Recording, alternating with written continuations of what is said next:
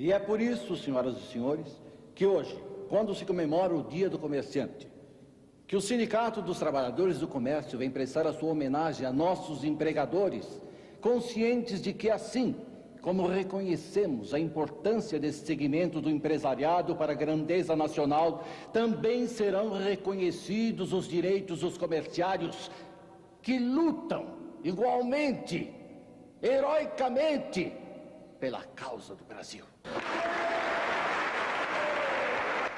E aproveitando a oportunidade, quero agradecer a presença de pessoas tão ilustres como o digníssimo delegado regional do trabalho, do secretário estadual do trabalho e do presidente da Associação Comercial.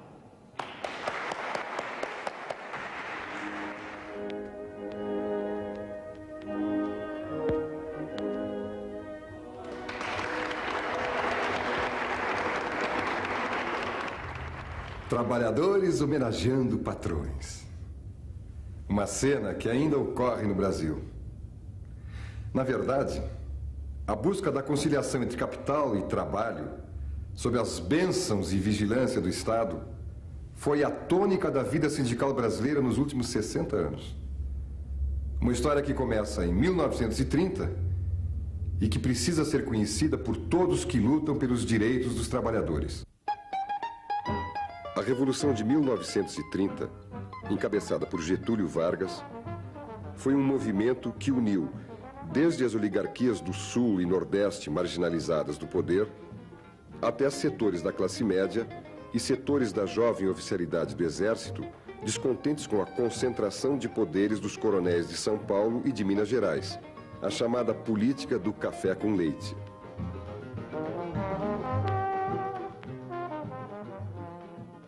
Aos poucos, a Revolução de 30 foi afirmando a concepção de que, para vencer o atraso e decadência econômica do país, era necessário um Estado forte e autoritário, capaz de promover a industrialização e o desenvolvimento.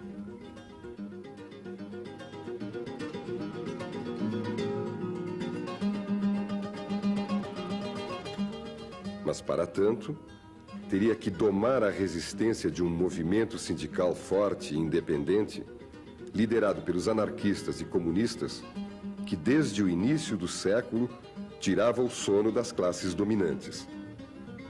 Uma das primeiras providências da Revolução de 30 foi a criação do Ministério do Trabalho. Seu objetivo: controlar e disciplinar os sindicatos. Getúlio promulgou um conjunto de leis, como a Lei de Férias e a Carteira Assinada, às quais só tinham direito os sindicatos que submetessem sua atuação ao Ministério do Trabalho.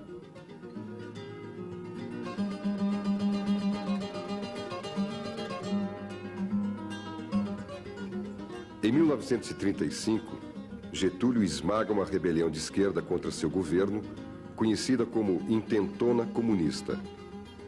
Aproveita para prender os líderes sindicais que ainda resistiam ao controle do Ministério do Trabalho.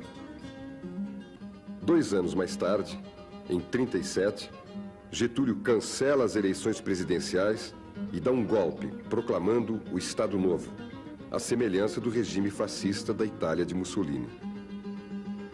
As ideias sobre a organização da sociedade brasileira, que desde 1930 estavam germinando, encontram, enfim, seu modelo ideal. Pouco depois da decretação do Estado Novo, Getúlio promulga a Consolidação das Leis do Trabalho, a CLT, inspirada na Carta del Lavoro, que regulamentava a ação sindical na Itália de Mussolini. Por trás dessa lei, escondia-se toda uma concepção sobre a vida social. E para a desgraça dos trabalhadores brasileiros, a CLT sobreviveu ao seu criador, chegando até os dias atuais.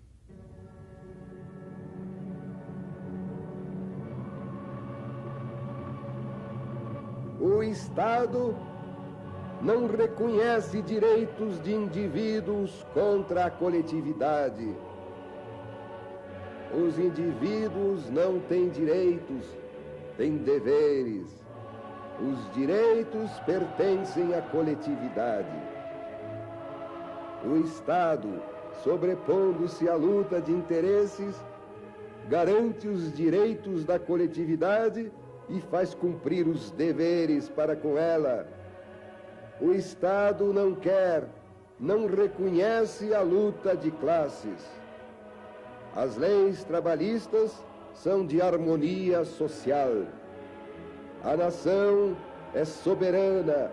Capital e trabalho devem caminhar juntos pela paz e a prosperidade nacional. Temos que abandonar o velho conceito de luta de classes pelo novo de colaboração de classes.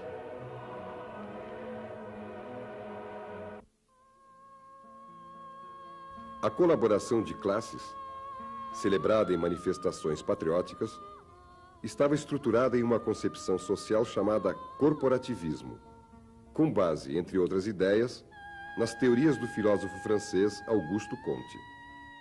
Ele dizia que a sociedade é como o corpo humano. Os braços e as pernas são os trabalhadores, o tronco é o capital e o Estado é a cabeça, todos vivendo harmoniosamente. A estrutura sindical derivada desta concepção coloca o Estado acima de tudo. O Ministério do Trabalho passa a controlar a vida dos sindicatos nos mínimos detalhes. E a Justiça do Trabalho é que decide sobre as reivindicações dos trabalhadores. Os trabalhadores são divididos em categorias profissionais sem nenhuma possibilidade de se articularem.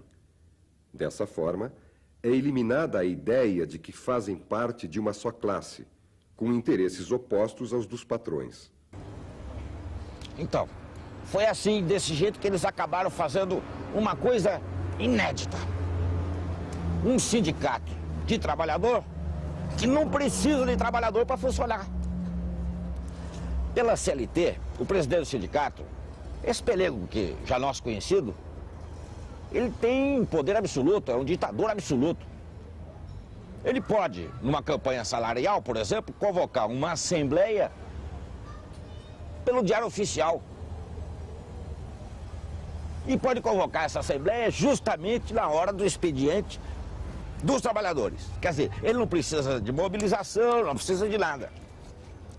Depois, na hora H, ele acaba acatando a decisão da Justiça do Trabalho e, ó, acabou a campanha. Porra. Em consequência dessa prática, os salários pagos aos trabalhadores brasileiros estão entre os mais baixos do mundo, inferiores até ao de países bem menos desenvolvidos, como a Bolívia e o Paraguai. Um sindicato desse tipo não precisa nem dos trabalhadores para sobreviver economicamente. Ele vive do imposto sindical descontado compulsoriamente, né, na folha de pagamento de todos os trabalhadores. E que depois é repassado pelo Ministério do Trabalho. Os sindicatos pelegos desprezam a sindicalização.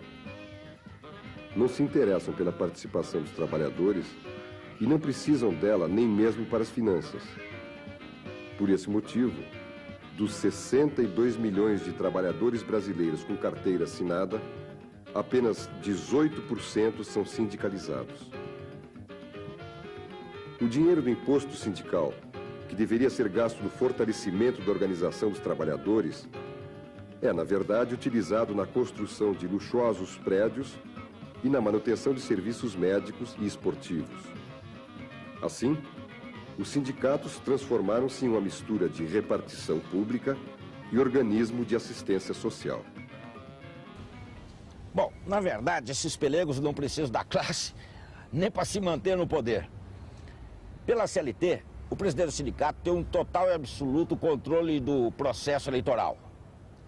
E mesmo assim, com todo esse poder, se ele perder as eleições, ele pode contar ainda com o Ministério do Trabalho, que pode anular o pleito, pode impugnar a chapa da oposição e dar a vitória ao perdedor.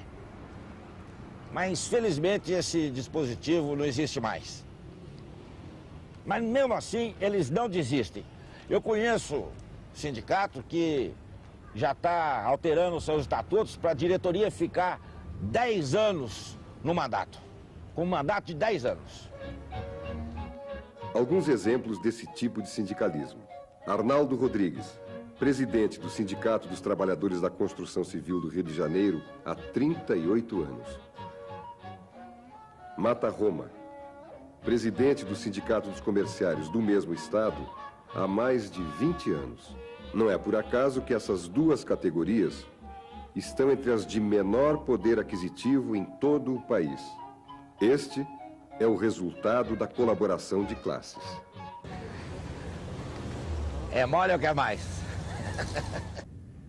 Por tudo isso, o sindicalismo que prega a harmonia entre as classes sociais não passa de um espetáculo, onde os patrões e o governo tocam e cantam e os trabalhadores dançam. E o pior é que, mesmo depois do fim da ditadura getulista, esta mesma música continuou sendo executada. Em 1945, o Estado Novo é derrubado. É eleita uma Assembleia Constituinte. E, apesar dos ventos democratizantes, os deputados eleitos são, na maioria, conservadores. Mudam as leis do país, mas a CLT não é tocada. Os deputados que representam os interesses das classes dominantes não acham necessário. Golpe de 1964. Toda a ordem jurídica do país é alterada, mas a CLT permanece. Afinal, graças a ela, a ditadura intervém em mais de 2.000 sindicatos, colocando velhos pelegos no lugar de autênticas lideranças sindicais. No início da década de 80, quando o movimento sindical reiniciava sua caminhada, o governo recorre novamente à CLT para caçar e prender os dirigentes grevistas.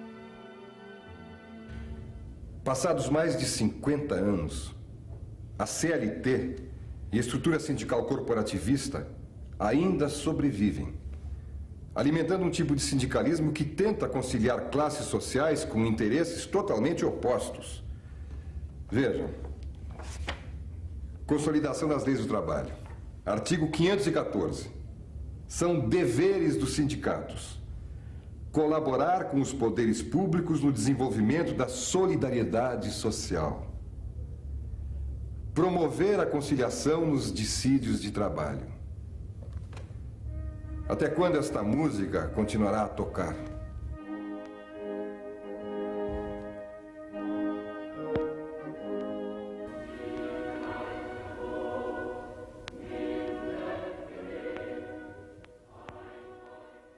De minha parte, eu posso garantir que não vou descansar enquanto todo esse sindicalismo do sim senhor, do não senhor, não for varrido desse país.